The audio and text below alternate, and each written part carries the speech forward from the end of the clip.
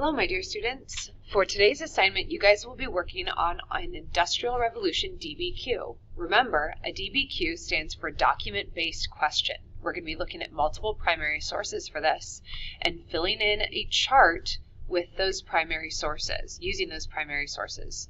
So we're starting here with background knowledge. What do you already know about the Industrial Revolution and the working class? You'll be able to fill that in by yourself. I've given some examples here for the first four documents of what you will be doing. So I've already filled in the author, speaker, or speaker, and the title and date of each of these documents. I've also filled in whether that document is demonstrating that the Industrial Revolution was a blessing or a curse for the working class. For the first four documents, I've already filled in the quote from the source to support that conclusion, but I want to show you how I got that. So I'm going to model for you on here how to interpret and analyze these primary sources. Then you will be doing that for documents E, F, G, H, and I will read those documents for you in this video. So let's look at the documents here. Again, our Industrial Revolution D.B.Q. question is, was the Industrial Revolution a blessing or a curse for the working class? Document A says, here then is the curse of our factory system. As improvements in machinery have gone on, the avarice or greed of the masters has prompted many to exact more labor from their hands than they were fitted by nature to perform.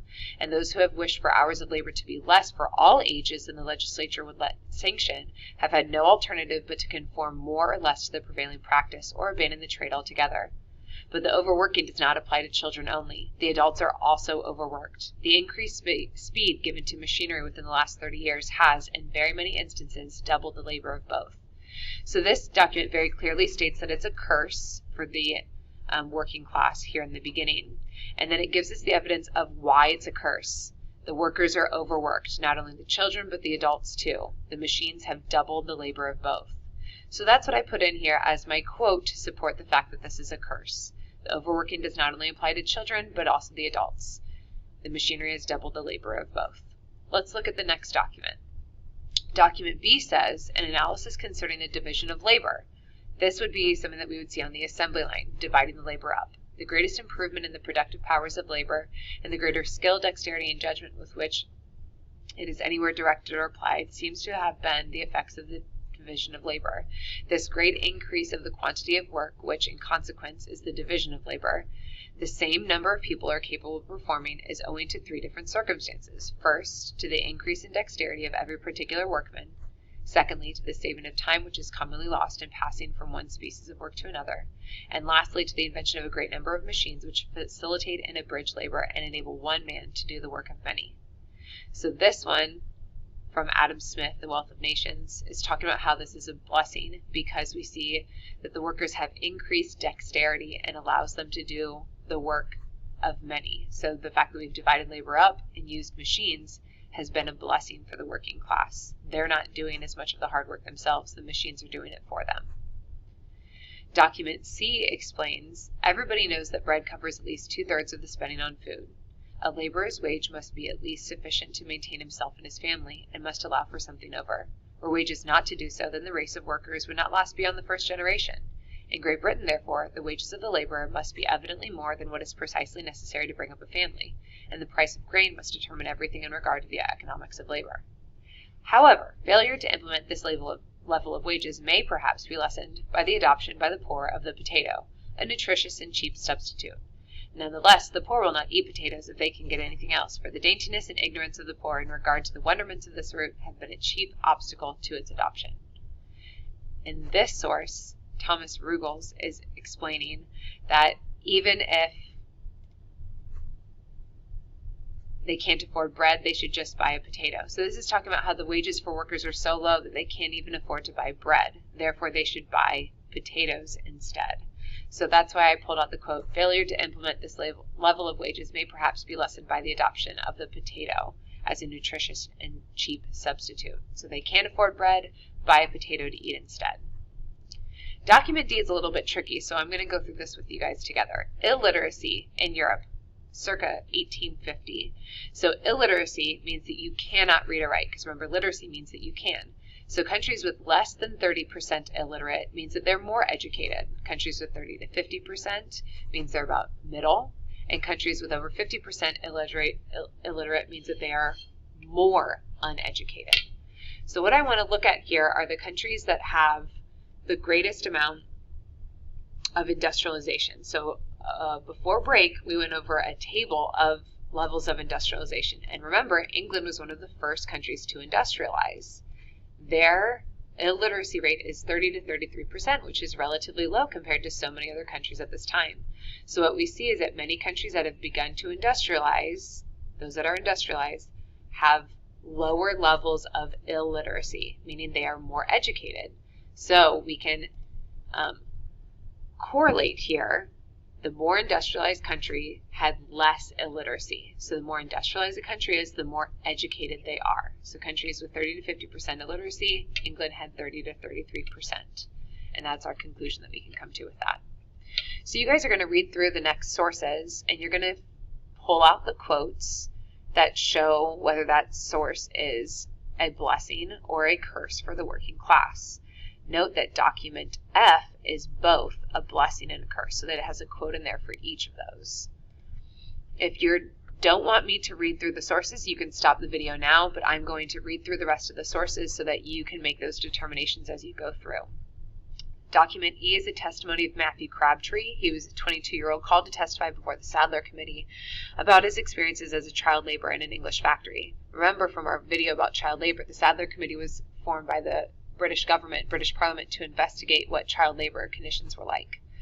What was the consequence if you had been too late? I was most commonly beaten, Matthew says. Severely, very severely, I thought.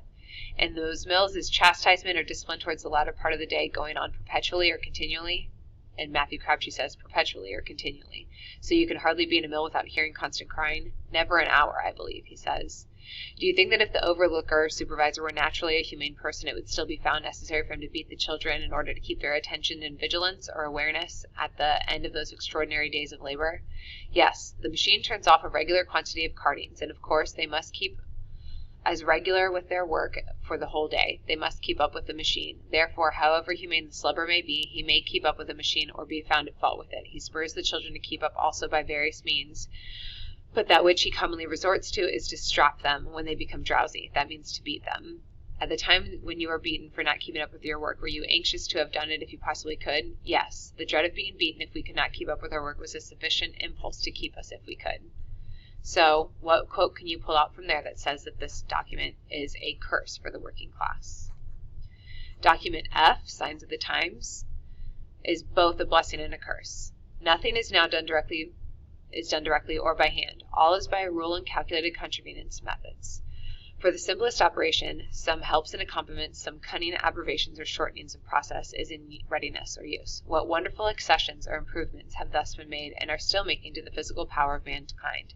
How much better fed, clothed, lodged, and in all outward respects accommodated men now are, or might be, by a given quantity of labor. So this is talking about the standard of living, how that is increased. It is a grateful reflection from the forces itself on everyone. What changes to this addition of power is introducing into the social system, how wealth has more and more increased and at the same time gathered itself more and more into masses, strangely altering or changing the old relations, and increasing the distance between the rich and the poor.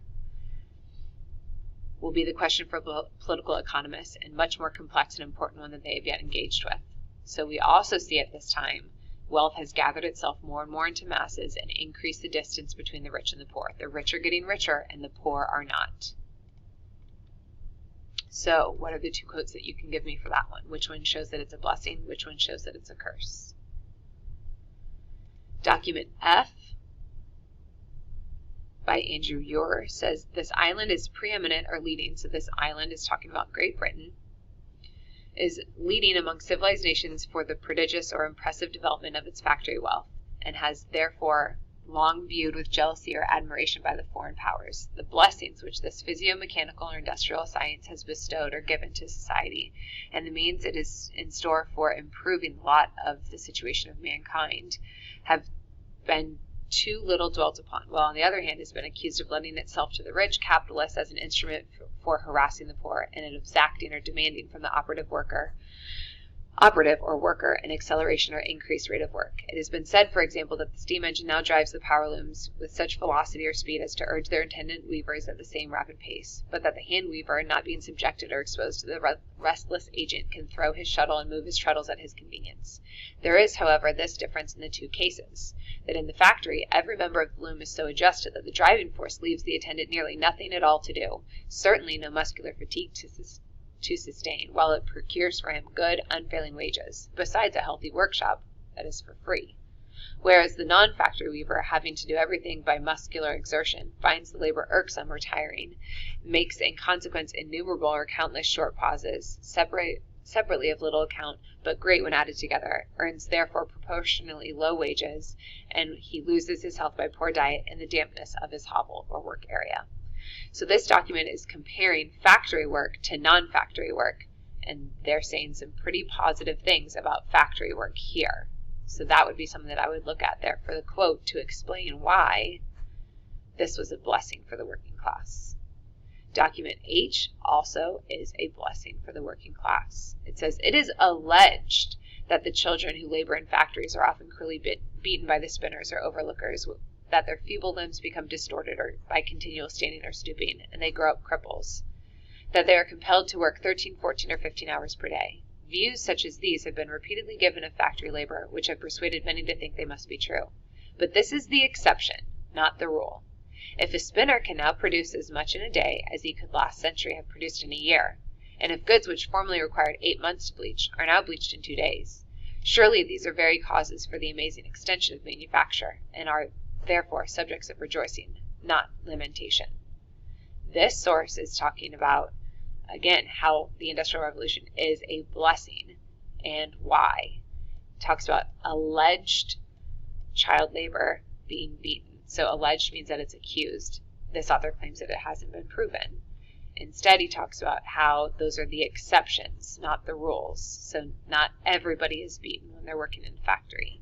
He talks about how much can be produced instead. So that's something that I would look at for the quote there for that document. Finally, for document H, the testimony of Joseph Hebergram in front of the Sadler Committee. So this is again that same committee.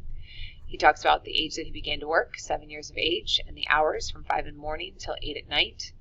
That he would have 30 minutes at noon as a break, and that he would become drowsy at 3 o'clock, and it would grow worse and worse until 6 or 7. How long was it before it took effect on his health? Half a year. How did it affect his limbs? If he worked half a year, weakness would fall into his knees and ankles. It continued to get worse and worse. He lived a good mile away from the mill. It was painful for him to move in the morning. His siblings would carry him as they would run him to the mill, and his legs dragged on the ground. And if they were late, they would take a strap and beat the children black and blue. And he said that he would give 1,000 pounds to have the use of his limbs again. So again, this last source is a curse, and you need to pull out a quote from that last source to show me why that one is a curse. We are going to go over these correct answers, over your quotes that you pulled out in our Google Meet on Thursday, and then you'll be using these correct answers for a final paragraph written response that will be assigned and due on Friday. Can't wait to see you at our Google Meet. Bye.